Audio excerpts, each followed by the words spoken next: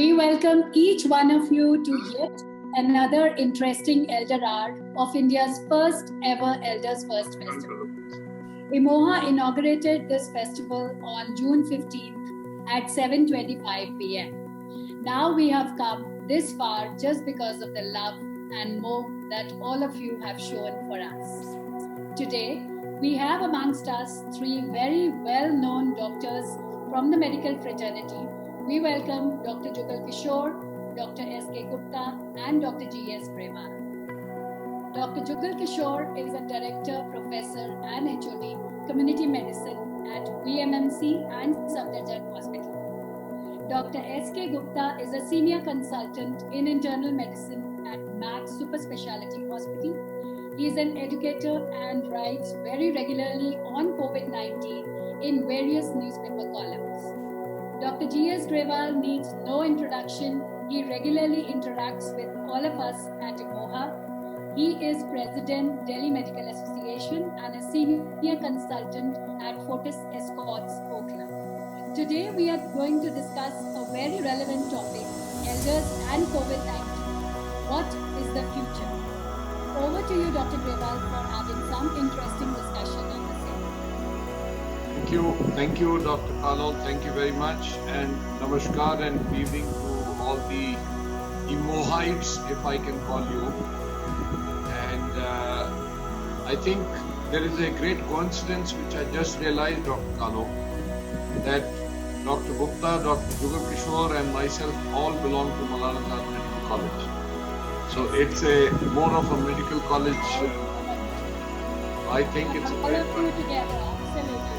It's very proud for all of us. And of course, it's a matter of pride for the institution to have such distinguished academicians as Professor Jugal Kishore and Dr. Gupta. Dr. Gupta and Dr. Professor Jugal Kishore are both now teachers. Every day, let me share with you, every day in the morning, everybody wakes up trying to open their WhatsApp and get their expert comments from Dr. Gupta about the COVID, which he's been regularly doing for, I think, last nearly about 1 year now, Dr. Gupta. So, and it's a pleasure because they are all very well researched comments and very simple comments. Good evening, ma'am. Good evening. We welcome you on board at the IMOHA platform. Well, good evening. For joining us. Good evening, Professor Jugal Kishore. I was just sharing with all the young IMOHites. It is a matter of coincidence that all of us are from Maulana Azad Medical College. And the senior. Yes. तो बाल सफेद है और बात है, पर पढ़ाई में ये दोनों मेरे से आगे हैं. So I treat them more as my teachers than my needs. So Dr. Jugal, we were just talking about the apprehensions and uncertainties of COVID. और एक लाइन कही जा रही, which I just shared with everybody, कि एक line कही जाती है, now we have to live with COVID. अब एक तरफ तो मैं कह रहा था कि लोग कह रहे हैं कोविड मार देता है, दूसरी तरफ हम कह रहे हैं to live with COVID. Second time में वेव आई, उसमें वायरस चेंज हुए. वायरस में वेरिएंट जो हमारा चेंज हुआ, वो वेरिएंट हमारा पहले से ज्यादा, कई जगह पर लिखा है कि वो 100 गुना ज्यादा इन्फेक्टेड था, कई जगह पे लिखा है कि वो 5 to 60% इंक्रीज किया उसने इन्फेक्टिविटी को लेकर, और जो हमारा इम्यून सिस्टम है उसको बाईपास करने की उसमें कैपेसिटी थी. तो उसकी वजह से क्या हुआ कि वो बहुत तेजी से फैला, तो large number of people in a very short period become ill, और इसलिए पीक बहुत तेजी से आया. और वो क्योंकि 90% से 95% हमारा माइल्ड केसेस थे, और जो इसका पीरियड, टोटल पीरियड होता है वो करीब 10 से 15 दिन का होता है, उसमें वो ठीक भी हो जाता है. तो क्योंकि हमारी इलनेस बहुत शॉर्ट है, इसकी वजह से उसका जो पीक है वो भी बहुत तेजी से गिरा. तो वो जो एक स्पाइक आया हमारा पूरे नेशनल लेवल पे, वो इसकी वजह से हुआ. अब ये दोनों पीक को हम लगाते हैं जोड़कर, तो और जो कुछ सीरो सर्वेलेंस हमारे पास में सीरो सर्वे हुए हैं इंडिया में, पर्टिकुलरली जो ICMR ने किया है, उसमें अभी 68% पॉपुलेशन, टोटल पॉपुलेशन हमारी एंटीबॉडीज उसमें मिली हैं, और जो हमारे हेल्थ वर्कर्स हैं वो करीब 90% के करीब उनके अंदर एंटीबॉडीज मिले हैं। तो और अगर हम पिछला देखें, पिछली वेव का देखें, तो उसमें भी करीब 20-25% लोग थे जिनको एंटीबॉडीज बन गए थे और वो डिसअपियर हो गए, क्योंकि एंटीबॉडीज ब्लड के अंदर 3 महीने से 6 महीने तक रहती हैं, उसके बाद में फिर वो बहुत ही कम हो जाती हैं और डिटेक्टेबल नहीं होती। कभी कभी ऐसा होता है कि वो लंबे समय तक रहती है, नहीं तो नहीं होती। तो वो जो पहले इन्फेक्टेड हुए थे वो इसका पार्ट नहीं बन पाए, जो अभी नया सर्वे हुआ है, और उसकी वजह से अभी 68%, तो मैं ये मान के चलता हूँ 75-80% पॉपुलेशन हमारी इन्फेक्टेड हो गई है, और 20% पॉपुलेशन हो सकता है कि जिसको अभी इन्फेक्शन ना हुआ हो, वही हमारे रहते हैं। जो हमारा फ्यूचर है, या तो ओल्ड है या यंग है, जो भी है, वो 20% के अंदर ही आते हैं। अब ये 20% हमारे बच गए, या जिनको इन्फेक्शन कंटिन्यूअसली चल रहा है, बहुत रिमोट एरियाज में जैसे चल रहा है, तो वो ऐसे ही चलेगा। और जब तक कि कोई नया वेरिएंट नहीं आता, अगर नया वेरिएंट आएगा तो डेफिनेटली उसकी इन्फेक्टिविटी शायद इससे ज्यादा हो, तो वो जो बचे हुए लोग हैं उनमें भी इन्फेक्शन हो जाएगा, बट इतना बड़ा पीक नहीं आएगा, ये पक्का है। अगर कुछ ऐसी घटनाएं हुई, जैसे कि पहले इलेक्शन हुआ था, या फिर हमारे ये कुंभ के मेले हुए या वैसे हुए, तो लोग जो बहुत दूर से एक जगह इकट्ठे हो जाते हैं, तो अगर उस तरह की कोई सिचुएशन बनती है हमारे देश में, तो हो सकता है कि अचानक फिर एक वेव हमारे को दिखे, छोटी वेव, बड़ी नहीं। तो ये टोटल मिला के एपिडेमियोलॉजी का कंसेप्ट मैं आपको बता रहा हूँ कि ये सिचुएशन आज की है। प्रॉब्लम जो हमारे को दिख रही है वो ये है कि जो वायरस का वेरिएंट है वो अब फ्यूचर में इससे माइल्ड रहेगा या इससे एग्रीवेट रहेगा या ज्यादा रहेगा, इसके बारे में अभी बहुत सारी है ना। नहीं, let's not divert that. What my question is, as a lay person, हमें सिर्फ मैं एप्रीहेंशन कम करने की बात कर रहा हूँ। एप्रीहेंशन कम करने के लिए मैंने सोचा था कि 100 होंगे, मैंने सोचा था, और 100 में मुझे पाए गए कि 100 की जगह 80 हुए, या 100 की जगह 150। बिटवीन दैट फिगर कितना डिफरेंस है? Is that, and can that be used?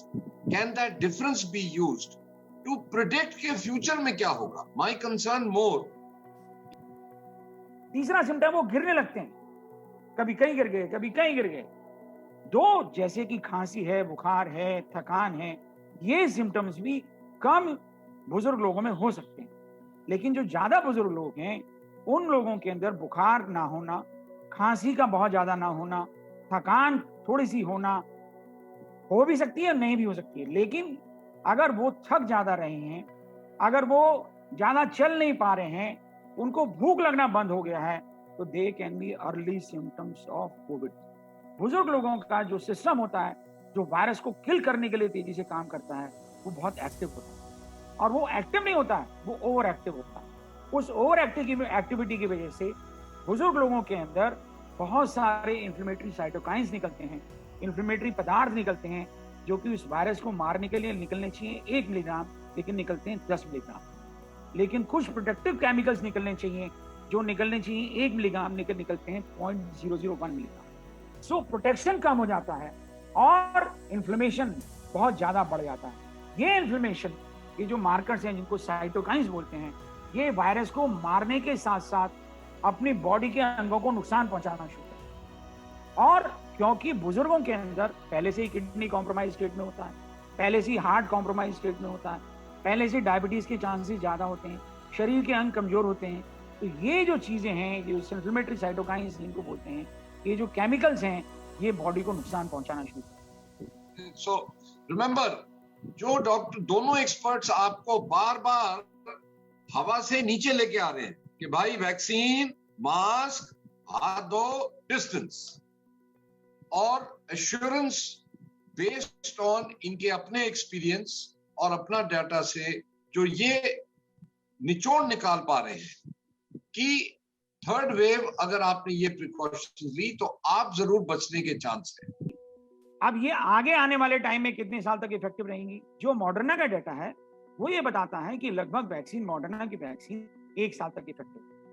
इसका मतलब ये नहीं है कि कोवैक्सीन जो है 1 साल तक इफेक्टिव नहीं है, या कोविशील्ड 1 साल तक इफेक्टिव नहीं है। सिर्फ ट्रायल, जो डाटा जो ट्रायल का हुआ है, जो एक्सपेरिमेंटेशन हुआ है, मॉडर्ना वालों ने थोड़ा सा पहले कर लिया, कोवैक्सीन वाले अब कर लेंगे उसको। तो आप ये ना समझें कि ये मॉडर्ना किसी तरह से ज्यादा इफेक्टिव है, but as of now we have the evidence that vaccines are effective 1 year at least. I am saying 1 year at least. They might be effective lifelong. We do not know. So neither we have to remain worried, nor we have to go complacent कि भाई अब तो हमें vaccine लगी, अब corona नहीं हो सकता। See, the coronavirus is a very smart virus, and it has outsmarted large number of population. It has outsmarted the Americans, the most smart people in the world. They call themselves. It has outsmarted the Italy. They had the best healthcare system in the world. And they produce the maximum mortality in the world. So ये ना समझें कि ये virus कोई छोटा virus है। इस virus ने सब लोगों को तंग कर दिया, और प्रोफेसर युगल किशोर ने कहा कि हर किसी को ये इन्फेक्शन होगा, चाहे वो पहलवान किस्म का व्यक्ति रहा हो, चाहे वो 20 किलोमीटर दौड़ लगाने वाला एथलीट रहा हो, चाहे वो खेत में काम करने वाला किसान रहा हो, चाहे वो डायबिटीज का पेशेंट रहा हो, या वो यंग आदमी रहा हो, या वो बच्चा रहा हो। इसके अगेंस्ट इम्यूनिटी हम लोगों में नहीं है। या तो सब क्लिनिकल इन्फेक्शन से हो जाए, जैसा कि हमारे सीरो सर्वे में दिखाया गया कि 67.6% लोगों को इम्यूनिटी डेवलप हो गई। सबके सबको इन्फेक्शन हो गया, बट सबके सबको सिम्टम्स नहीं हुए। इसलिए हमारे पास उसका डाटा नहीं है, और वो डाटा कहीं से दुनिया में किसी के पास भी नहीं आ सकता।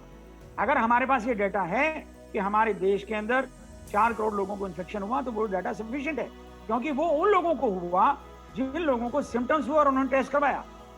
लेकिन बहुत सारे लोग ऐसे थे जिनको कोई सिम्टम्स ही नहीं आए, इसलिए उनके अंदर एंटीबॉडीज तो डेवलप हो गई, लेकिन हम उनका डाटा हमारे पास नहीं है। हमारे सब एल्डर्स को आपने इतनी नॉलेजेबल बोला, इतने नॉलेज दी कि उनको probably third wave is not going to affect them much, they will be all prepared by now.